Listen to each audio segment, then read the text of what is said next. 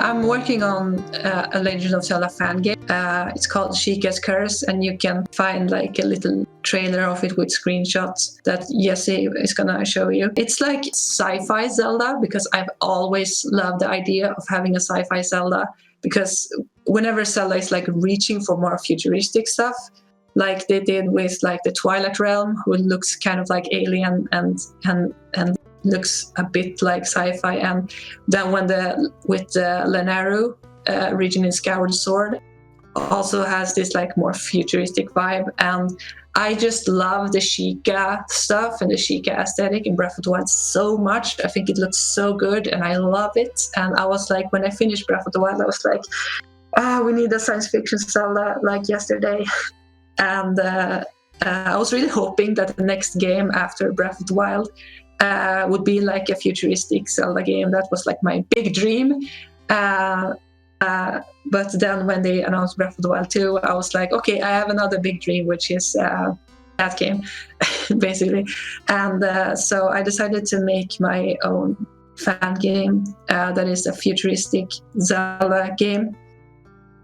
And it's a game. It's also a futuristic Zelda game, but it also features the lower kingdom, and you can play as both Zelda and Hilda. And I've been working on it for like a couple of months only, so it's still in a pretty early stage. Wait. You've been doing this for just a few months? Yeah. That's crazy, because it looks like you could have told me that you were like working on it for like 2 years and I would have believed you.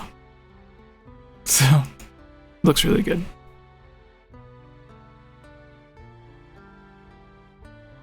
No, it's only I've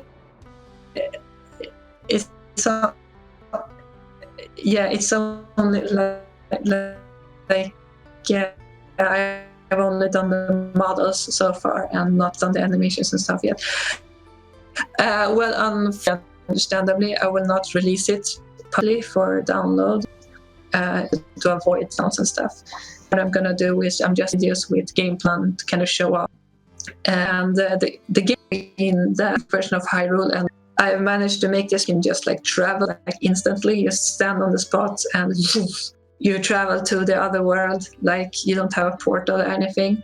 And that's like another thing. So this game is like things I would hope to see in future Zeldas as a futuristic game. And I've also wanted them to return to parallel worlds in a future Zelda game, because I really like that in the Twilight Realm. I liked the Dark World and I liked Lorule a lot. And I think they could do something very cool with parallel worlds.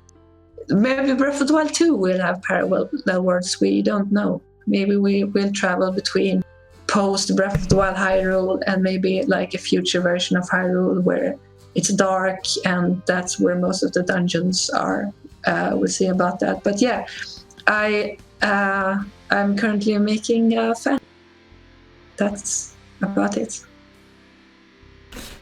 Well, it looked really cool. It gave me a vibe of like Majora's Mask mixed with Skyward Sword, especially on the dungeon screenshots. Yeah, you play as a Zelda, a young version of Zelda that looks kind of emo, because I like that aesthetic a bit. Do you have any? Sorry. No. You I was going to ask if Daniel had any questions about it or anything. Oh no, I mean I'm just taking a look at the screenshots, and I think I like the like just the general art style. Like it's a very colorful, like there's a lot of very vibrant colors, and I think a lot of times people will be like, I want a dark game, and then they think that to make this they just have to make it very washed out and plain looking. When that's not the case, right? It's really cool to see sort of the colors with like Hyrule Castle and these like billboards and neon signs and stuff kind of all coming together. So I don't know, it's really cool. I like how it looks. So nice. But go on. You were gonna say you had more to say. So Yeah, and I also take some inspiration from concept arts, because I am a little bit in love with the concept arts they showed from the GDC conference. And obviously, I'm talking about the concept art with the motorcycle and the guitar and stuff. So there's a screenshot of Zelda playing a guitar. There's a screenshot of a UFO, which also was in the concept art. And there's also a screenshot. I made like a shrine in the game that is like golden, because that was in the concept arts too. So I wanted to explore that too. So I've been like making games for like 6 years now, just making games on my own for fun and learning how to do it. And this is like my first like big thing that I'm making. And yeah. What kind of other games have you made in the past? I've made like a Swedish adventure game called 𝐘𝐨𝐲𝐿, and I just made that game and like showed it to a couple of friends. It wasn't really good. It was very buggy and stuff. Because making games is like hard. I cannot like overstate how hard it is. It's like when you fix something in a game, you get like 13 other bugs. Making games is like whack-a-mole. You're like, okay, here's a bug, let's fix it, and that's gonna trigger like 13 other bugs, and you just like keep going, and when you think you're done, it's still like so many bugs and glitches, and it's so hard. And I have such big admiration for independent game developers, especially those who are only one person. I'm like, wow. Sorry. I mean, one of my biggest like admiration is for the Hollow Knight guys. Yeah. They're like 3 people and they made that game. I'm like, wow. Really cool.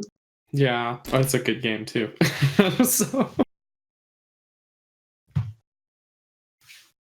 So we have other friends. One is I've featured it a lot on my channel before. Tomoya's Twilight Princess project. It's changed a few times. Yeah, I saw that. It began as a fan remake of Twilight Princess in HD, but then Nintendo announced their version of Twilight Princess HD for the Wii U. So they were like, okay, well, now we have to do something like no one's going to care about it because now there's already an official HD Twilight Princess, so we have to do something to make it unique. So they were going to like change the character models of the enemies to make them look better. They were going to add in a new Shadow Temple-esque dungeon with like a new area and everything. And then like as the team grew and the project changed, it now like it's went through a few different versions, but now I believe it's supposed to be a fan-made Twilight Princess 2. Yeah. And we showed off like he sent some gameplay and stuff of what the newer version looks like, and there was one cool scene in it that he sent me a demo to play of like a one-room dungeon, and it has like I've shown a clip of it, but he actually made a purple tunic because like I asked him if he could like make a purple tunic, and he put like the GOJ on it for like Game Over Jesse. Oh, the Game Over Jesse. Yeah, sure. So it was really cool.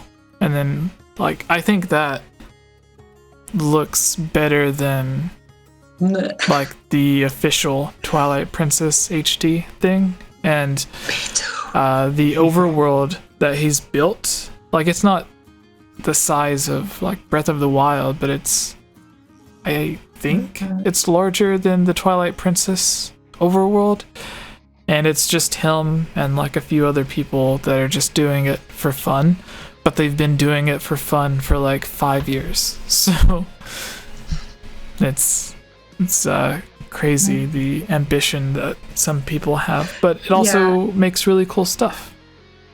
Like I also have to go on. I also have to say that too. I love Zelda fan games. They are also like super inspiring to see. That project, the Twilight Princess 2 project, I saw that was amazing and very inspiring to me. You know, someone recently are making like a Link to the Past HD, looks incredible. Someone way back, I seen that. Like a year or two ago, someone they made like Link's Awakening 64. I saw that. Oh yeah. And all of these projects are We're not supposed to talk about that. Oh, we're not? I'm sorry. No, the person who made it, like, he sent some like gameplay demos and stuff to like our friends at Hard for Games. Oh yes. And they did an overview of it, I guess. Yeah. And talked about it. And then around that time was when like Nintendo was sending like cease and desist stuff to everyone. Oh yeah. So he went down. Yeah. Like he made all of his videos private or unlisted so that people couldn't find them and stuff, because I think he wants to finish the game without people from Nintendo causing him problems. I think so. Yeah. But I guess I don't know. Every time I see someone, to me, yes. To me, it just kind of makes sense, you know, because people who read, they make like fan fiction and fan art and stuff. So it's just natural to me that people who play games make fan games. That's like the game equivalent of fan fiction. And I think it's just cool and inspiring when people make fan games. And it's I guess it's a bit too bad that Nintendo takes down. I think they're being harsh. They even took down like AM2R, which was just like crazy ambitious, you know. Yeah, that was AM2R. Rest in peace. I mean, that one makes some more sense because they had their own Metroid. Yeah, okay, that's true. But still, like a lot of people, the way they handled it was like it was some bad PR. So there's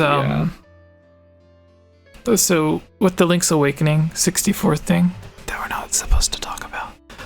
Here we go. I really love. Yeah, I really love the like that engine used for the 64 Zelda games. Mm-hmm. So the fact that like we were getting a third one, even though it was like unofficial, but it was still based off of like an actual Zelda game. Like it gave me, I don't know if I would say hope, but like when 𝐓𝐻𝐲 remade Ocarina of Time and Nintendo gave them a little bit of freedom with it to change some of the stuff, and they did such a good job with it that they let 𝐓𝐻𝐲 remake Majora's Mask. And they did such a good job with Ocarina of Time that Nintendo gave 𝐓𝐻𝐲 even more freedom. So then we seen like 2 new pawns added. We seen side quests changed. We seen like where the bank is in a different location. The bomber's notebook works a bit differently. Like the bosses and some of the dungeons were changed around. And so the way that I've seen it was like, okay, so they did Ocarina of Time with a little bit of freedom to make certain stylistic changes. And then it turned out so well that Nintendo gave them even more freedom with Majora's Mask. So then I thought it was all going to lead up to Nintendo letting 𝐓𝐻𝐲 make their own new original Zelda game using that same engine. But they didn't. They ended up, I think they used the engine to make 𝐓𝐼𝐢, which was still a good game, but it's like, if you're going to use like that Zelda 64 engine to make something, why are you using it to make... Like 𝐓𝐼𝐢 was fun, but it's like a third Hero of Time game would have like made everyone cry. It's like the Wind Waker engine on GameCube. They used it for the Wind Waker, obviously, but then they used it for like that Star Fox adventure game. Mm-hmm. And it's like that was a good game as well, but I'm sure like if Nintendo would have let someone use it to make like the original Wind Waker 2 idea that they had. Yeah, that would be awesome. Yeah. But Twilight Princess was fun, so I don't know. It's all good. I don't know. It reminds me of that the YouTube guy. Which one? The one that was just like, I don't know. Oh, that. Yeah, I don't know. Yeah. I don't know. Yeah. Like he for those who don't know, like there's this guy that like he goes on these like long, really fast-paced, kind of crazy rants to where like he sounds so sure of himself and everything, but he always ends it with I don't know. I don't know. And what? Mm-hmm. I don't know. You have no idea what we're talking about, do you, Shiekah? Excuse me?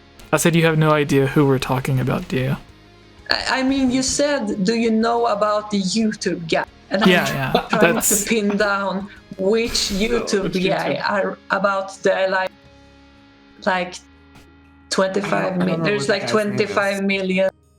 There's like 25 million YouTube guys. I'm trying to figure out which one. Yeah. Yeah, I forget what his name is actually, but I'm gonna see if I have a picture. I think I have a picture with him. Yeah. This was like before I lost weight and grew my hair back out. Oh, from last year? Yeah.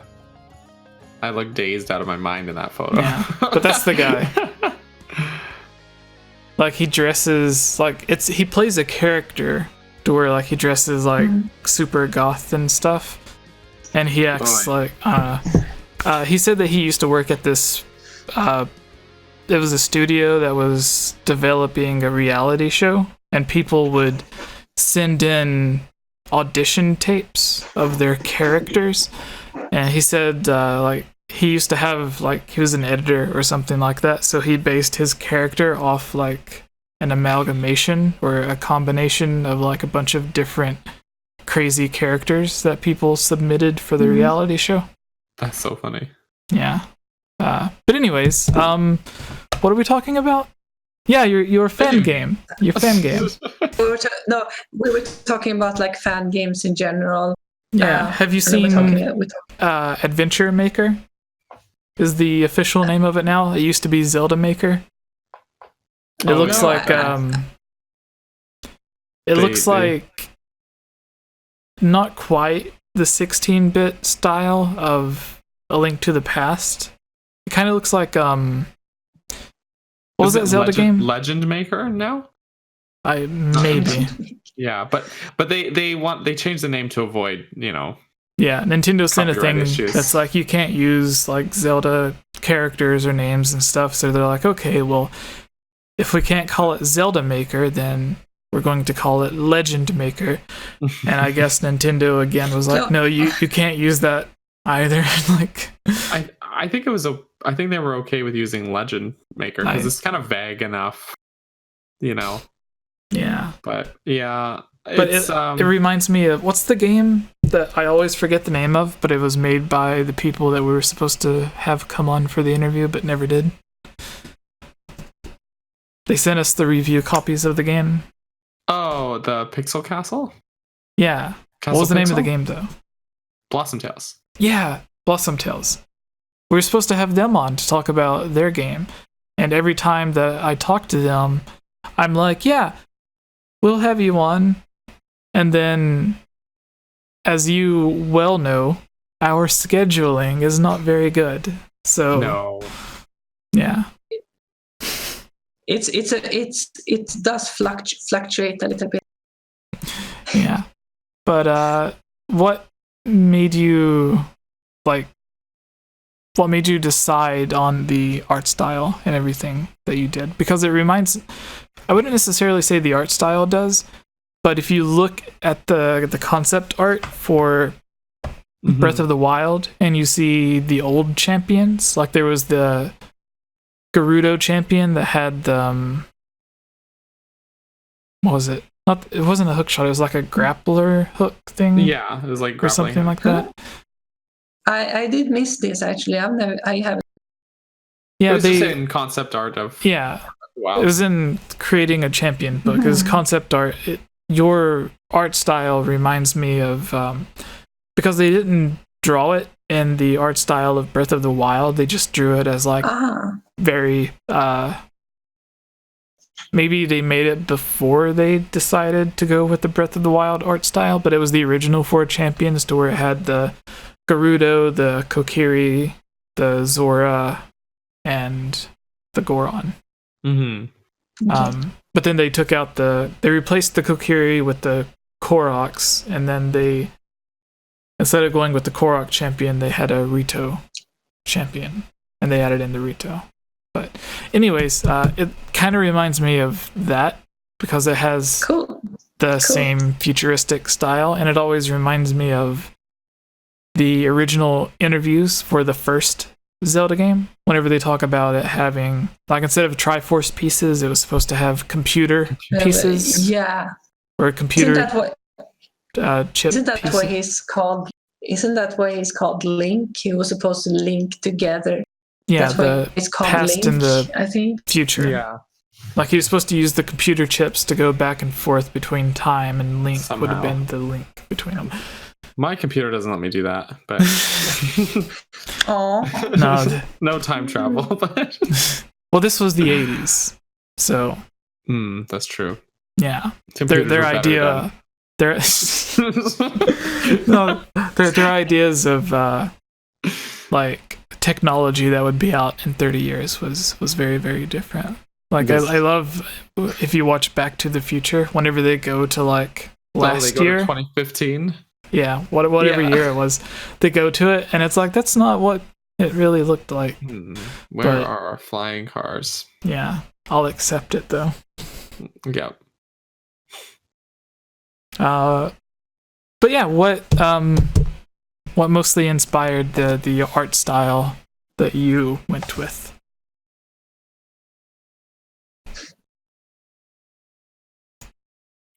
Shiekah, hello. Hey. Okay, what mostly inspired the art Yeah, style yeah. that you went with? Yeah, the leg was. Huh? What inspired the art style for your fan game? I mean, nothing in particular. I guess I was inspired by Breath of the Wild and wanted to make it more a futuristic version of Breath of the Wild. So I don't know if I have a cool answer to that. Actually, I was just like inspired in general of things people made within the Zelda community.